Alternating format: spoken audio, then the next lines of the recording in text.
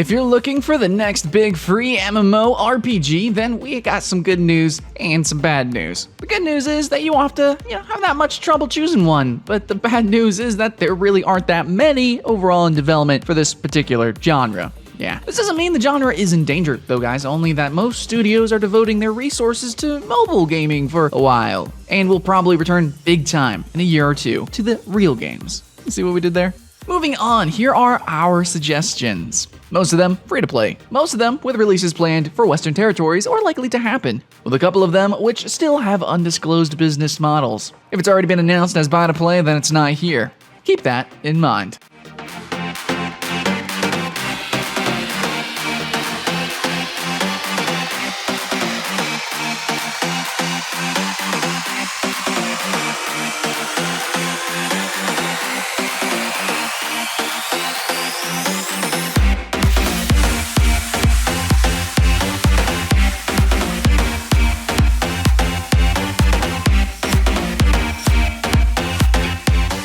We'll begin this top with a bit of a simple, unadulterated cartoon fun. AdventureQuest 3D is the follow-up to AdventureQuest Worlds, which you may know was extremely popular. The jump to 3D is an interesting one, but it's the cross-platform aspect that gives it a broader appeal. It obviously benefits from a simple and effective art style, extremely colorful and even garish, perfect for performance optimization but not suited to those who are looking for top-notch visuals. The real-time combat has plenty of clipping issues, and that is mostly visible with huge bosses, dragon chickens included. But, oddly enough, the technical limitations aren't enough to hinder what is in fact a fun little game. It's more suited for casual players or those who like some silliness with their MMOs, so depending on your personal taste, AdventureQuest 3D could be a great game or one that simply won't appeal to you.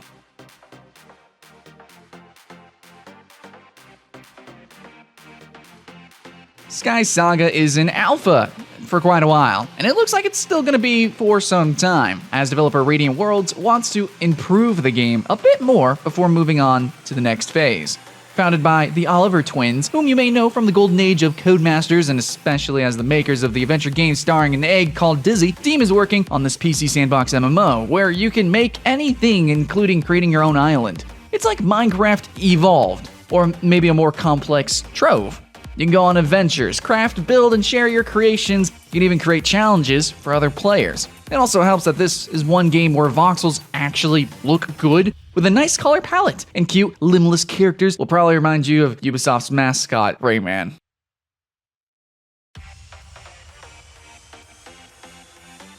GLORIA VICTIS is the low fantasy medieval cousin of the Elder Scrolls. It's a huge game with a gritty look and a realistic non-target combat that won't take you by the hand. Skill actually matters in this game, and while it still needs improvements in hitboxes and stuff like that, it's great to see massive town and castle sieges happening in the open world. You can establish your reputation, try the complex crafting system, and shape your character through the equipment and not by being tied to a specific class. Future plans for the game are pretty impressive and include the usual mounts, but also naval combat, building and decorating your house, and enjoying some leisurely activities such as gambling and beer drinking contests. GLORIA VICTIS may be one tough little buggy bastard at the moment, but with a little more polish, it will certainly be a massive time sink.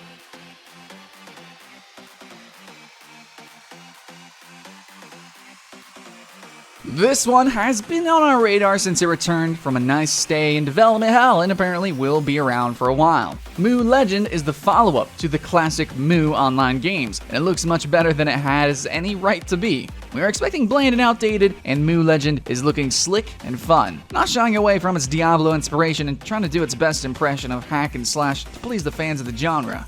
The timing is great too. Going into the global beta late 2016 means it will avoid the heavy hitters Lost Ark and Lineage Eternal, two big names that will probably take almost a year before reaching North America and Europe. If you like clicking and looting a lot in an isometric perspective, you can't go wrong with Mu Legend.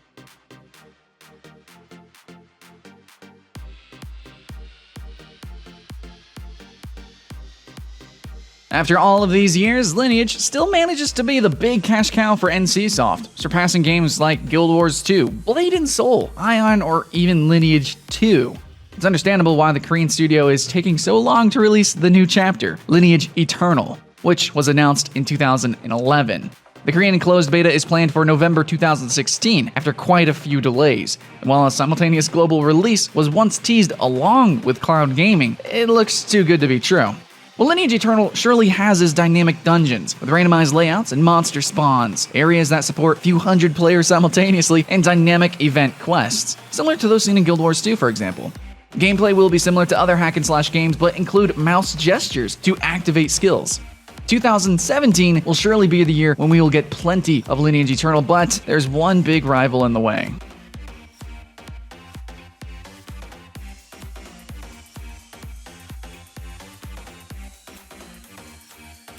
If Bless Online fails, it's gonna be a damn shame. A stunning MMORPG with a world that has so much to see and marvel at, an architecture that looks so good, so impressive, only really rivaled by Black Desert Online. You could spend hours just looking at some of the buildings, such as the attention to detail, but enough about the visuals, guys. Bless Online is really more than that, or at least should be much more than that. There's a robust mount system where you can tame ground and flying mounts, and while it's surely not the same diversity and quantity of riders of Icarus, there are some interesting creatures, such as golems and wyverns. But as you probably have heard now, combat is the Achilles heel in Bless Online. So much that Area Games, the German publisher that signed the game to North America and Europe, decided to delay it so that NowWiz actually can work on the combat system, making it more responsive and capable of going shoulder to shoulder with the MMO references, which include Black Desert and Terra. So much potential could fall apart by one game system, but let's hope it ends well.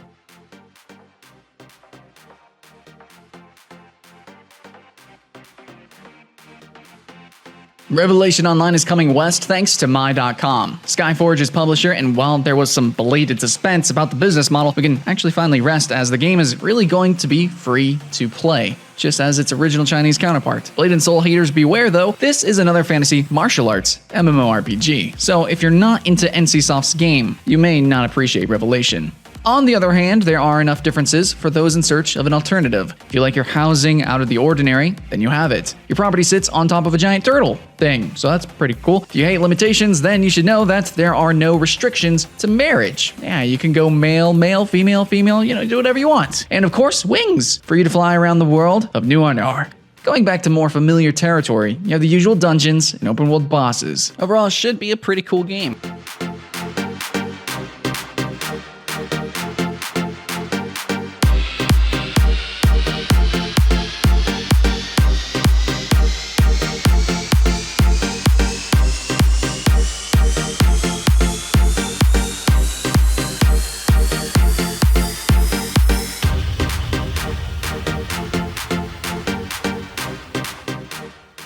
Not quite a true MMO, but more of an online action RPG. SOULWORKER Online still has a massive multiplayer component that fits with what you're looking for. For example, the My Room system, where players get their own rooms to decorate and have fun in. Yeah, hang around in the jacuzzi, try the queen-size bed, sit at the desk, or try some costumes. Just a few of the activities you can do, and you can, of course, take a refreshing shower. Absolutely.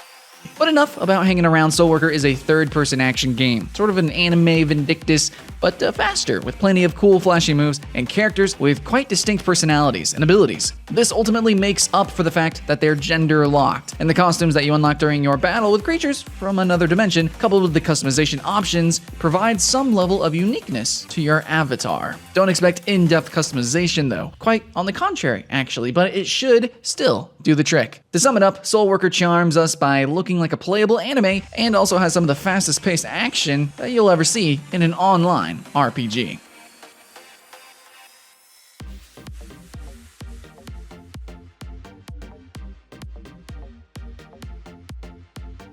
PERIA Chronicles was quickly heading into vaporware territory until ThingSoft finally revealed during 2016 that the team was struggling with a massive challenge, which revolved around building the core architecture of the sandbox anime MMORPG. To the inattentive eye, it may look just like a simple anime version of Minecraft with combat elements, but it is in fact a stunning, playable cartoon where players can build their own towns, set their economic and social systems, and create their own mechanisms and instruct NPCs, as well as generating quests in towns and dungeons.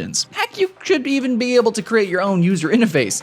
We should also mention that the Pokemon-inspired creature collecting that you can use in real-time combat is there, while you actually fight alongside them. It's, pretty pretty neat. All this talk about creation and sandbox will probably remind you of this other game, which we won't name actually. But that was supposed to be the next big thing, if you can catch our drift. However, sometimes all it takes is a studio firmly grounded in reality, able to acknowledge its limitations, and working on something that they truly believe in. Let's hope that this is the case with PERIA Chronicles, and that we'll get more news really soon.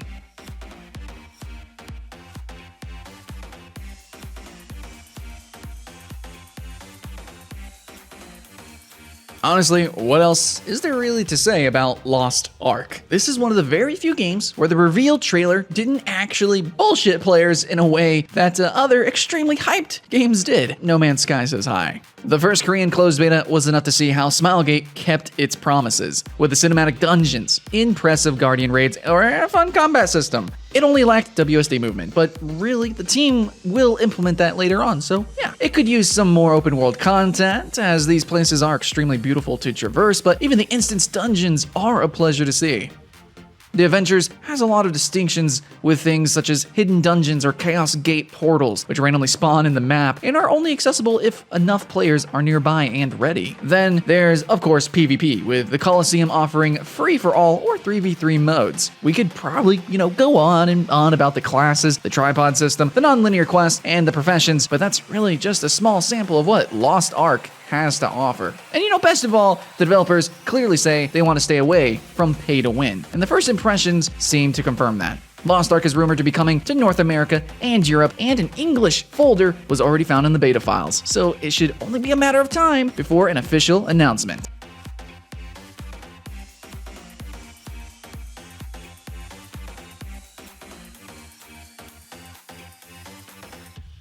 We have a couple of doubts lingering in our minds. Of course, our Phantasy Star Online 2, Kingdom Under Fire 2. Is that still happening? I don't know. As far as we're concerned, though, the westernization of Sega's game is pretty much dead in the water, and while there's still a small, really tiny chance that Kingdom Under Fire 2 gets a proper official release in North America and Europe, maybe during 2017, maybe, I don't know. But as for special requests, we would like to see Closers Online coming to the West. That'd be pretty great. Probably the best side-scrolling multiplayer brawler available for a while now. And we wouldn't mind playing MapleStory 2. That'd be pretty cool too if Nexon actually decided to, make good on their initial global release announcement. Yeah. Any other free MMO that you guys are waiting for? Let us know in the comments. Remember guys, have fun.